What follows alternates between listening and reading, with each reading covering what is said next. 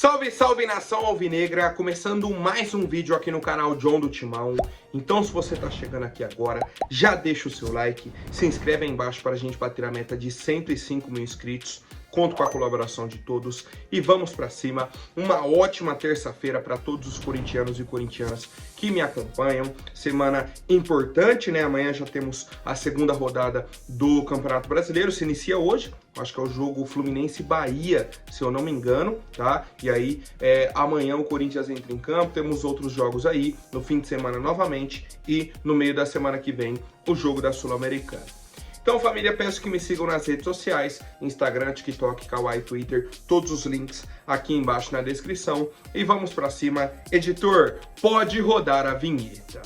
Bom, já quero apresentar para vocês a Mais Ágil, parceira aqui do canal John do Timão. Para você que está precisando fazer a antecipação do seu FGTS, entre em contato com a Mais Ágil, tem um telefone no banner, o link na descrição também que joga no WhatsApp deles. Coisa rápida, simples. Vocês falam, ó, vim pelo John do Timão, quero antecipar o meu FGTS, e a Mais Ágil resolve de forma rápida e simples. Para você que precisa desse dinheiro para pagar uma conta, dar entrada num carro, numa casa, num apartamento, fazer uma viagem, não importa qual seja a sua necessidade, a Mais Ágil é a solução. Então vamos para cima e vai Corinthians! Bom, família, ontem a nossa equipe se reapresentou, né, para seguir aí o ritmo de treinamentos, uma semana curta, né?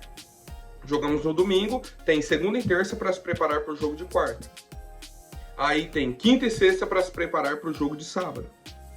É essa sequência insana. Basicamente, os treinamentos de segunda e terça, quinta e sexta, são de recuperação, é o regenerativo, tá? Que foi o que aconteceu ontem dentro do CT Joaquim Grava. Quem atuou por mais de 45 minutos ficou apenas na parte interna do CT, fazendo aquele trabalho regenerativo. Os demais atletas iniciaram a ativação física na academia, depois foram programados, né? E o técnico Antônio Oliveira promoveu uma organização defensiva e ofensiva, e depois um treino de enfrentamento. Então essas foram as atividades com os jogadores que atuaram menos de 45 minutos no confronto contra o Atlético Mineiro. E aí a programação é a seguinte: hoje de manhã tivemos mais um treinamento e hoje à tarde a nossa equipe, né, a comissão completa, viaja para Caxias do Sul. Dormem lá, né, de hoje para amanhã, para o jogo de amanhã contra o Juventude, às 8 horas da noite, no estádio Alfredo Jaconi. Tá? Então essa programação. Treino ontem, treino hoje de manhã, hoje à tarde a viagem, né, fica concentrado de hoje para amanhã, para a partida aí contra o Juventude, a segunda rodada do Campeonato Brasileiro, família. E seguindo aí na repercussão do jogo contra a equipe do Atlético Mineiro, a informação do Pedro Ramiro é de que a diretoria do Corinthians, tá, vai entrar com uma representação na CBF contra o árbitro Yuri Elino, né, o responsável aí pela arbitragem no jogo entre Corinthians e Atlético Mineiro. Um ponto importante: assim que acabou a partida, né, no domingo à noite ainda, o Atlético Mineiro soltou uma nota oficial e disse que faria uma reclamação formal na CBF contra o árbitro. Só que isso não pode ficar só por isso, porque o árbitro não errou só contra o Atlético Mineiro, ele errou contra o Corinthians também.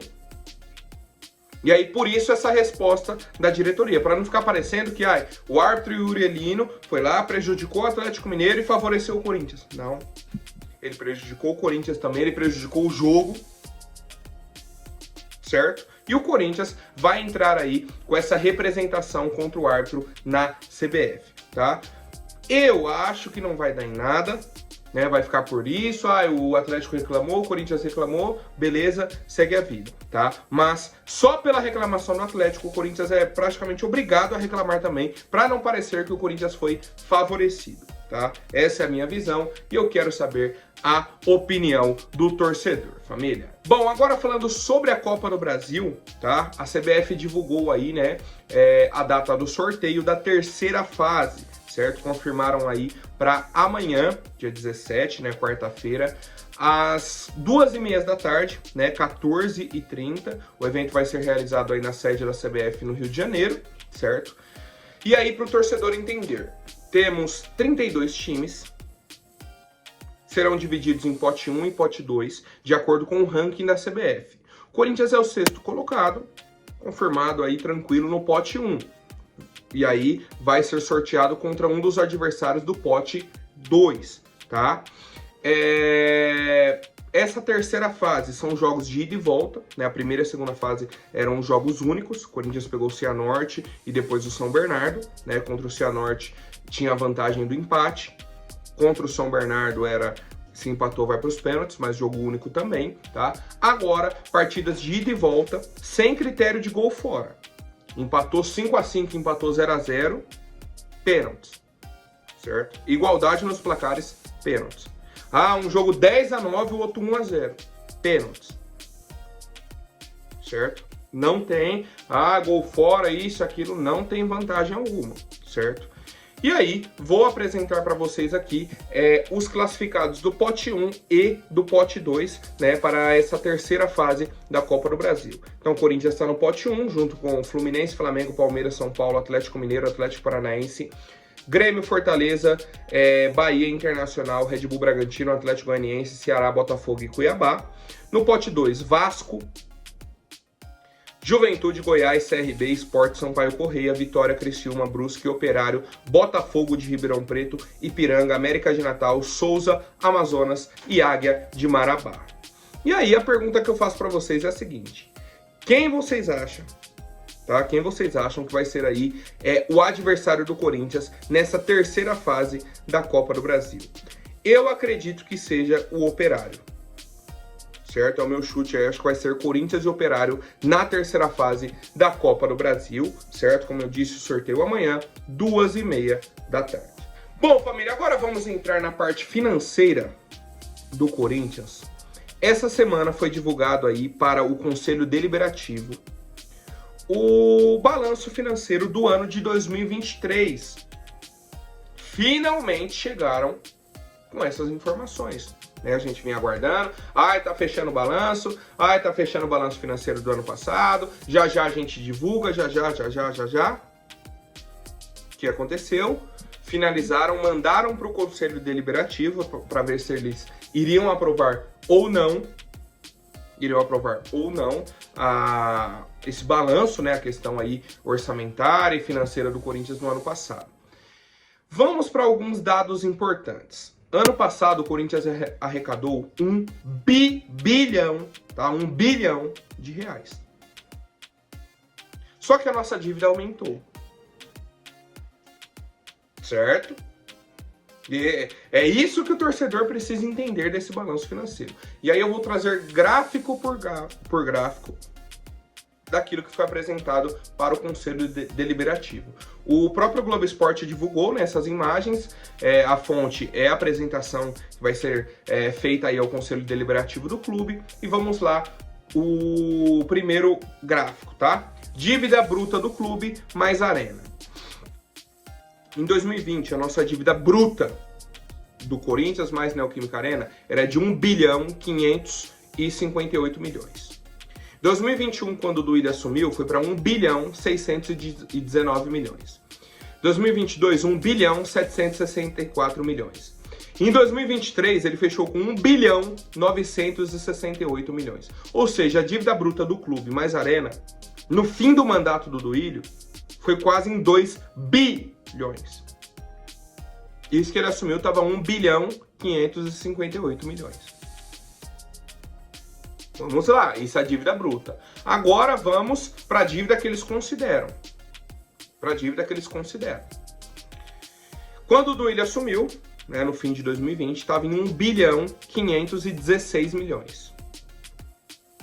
No primeiro ano, diminuiu 1 milhão, né, foi para 1 bilhão 515 milhões. Aí em 2022 subiu, 1 bi 596. De 2022 para 2023 caiu para 1 bilhão 588 milhões. Só que ainda continua acima do valor que ele pegou quando assumiu. Sumiu com 1 bilhão 516, entregou com 1 bilhão 588 de dívida. A dívida líquida, né, basicamente. E aí a minha pergunta é muito simples. Duílio, se você falou que o título da sua gestão foi pagar dívidas, e você sempre batia na tecla, ah, mas vocês estão mal informados, ah, mas sobe lá e vê o balanço financeiro, ah, mas os dados estão aí para quem quer ver. Tá aqui os dados. Os números são muito objetivos. Você assumiu com a dívida de 1 bilhão 516 milhões e entregou com 1 bilhão 588 milhões. Ou seja, se o seu título, como eu já disse aqui diversas vezes, foi pagar as dívidas, mais uma vez você fracassou. Mais uma vez, né, você fracassou. Porque nem pagar a dívida você conseguiu. Agora vamos para as receitas que entraram no clube em 2023, tá? Tivemos principalmente o valor aí de direitos de TV, 307 milhões, mais 128 milhões de patrocínios, 91 milhões em arrecadação de jogos, 129 milhões de receitas da marca e outros, contribuição de associados 25 milhões, transferências de atletas 250 milhões e explorações comerciais 3 milhões.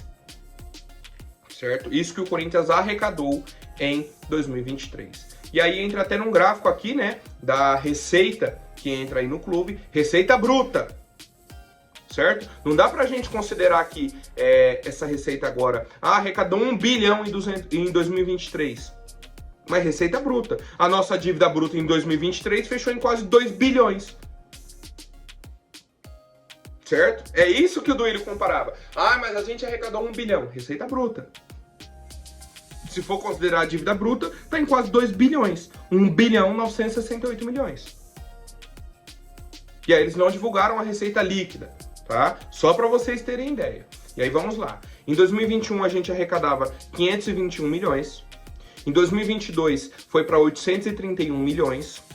Em 2023 arrecadamos 1 bilhão. E a expectativa para esse ano é que também arrecademos 1 bilhão. Certo? É um valor muito bom. A arrecadação de 1 bilhão, a gente tem que parabenizar. É um valor altíssimo, é um recorde do clube. Só que a pergunta que eu faço é, onde está esse dinheiro? Onde que esse dinheiro foi gasto? Cadê? Como que o clube arrecada 1 bilhão e a dívida só sobe, só aumenta, só aumenta, só aumenta? Isso que não contratou jogadores, né? Não estamos no mercado contratando, não vamos gastar dinheiro, a gente só vai contratar se for oportunidade de mercado, jogadores sem contrato. Cadê esse dinheiro? Cadê esse 1 bilhão? Cadê?